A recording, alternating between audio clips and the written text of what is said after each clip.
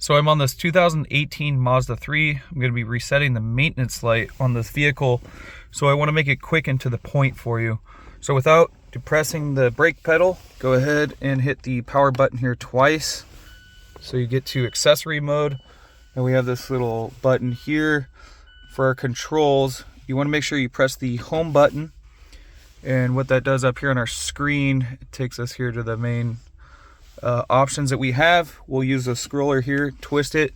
That way we go over here to applications, press down on the button. We go down here to maintenance. We have our scheduled maintenance.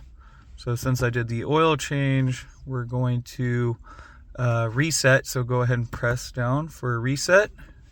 Click reset. Reset that. And what I'll do is I'll go back and do tire rotation since I did that as well. I'll reset, and that takes it back out to 5,000 miles. And then you can also do your scheduled maintenance here. And then in time due, you can adjust it just by turning the knob here. And we will put that out to 3 months. And that's how you do it. Thanks for watching. Hope this helps.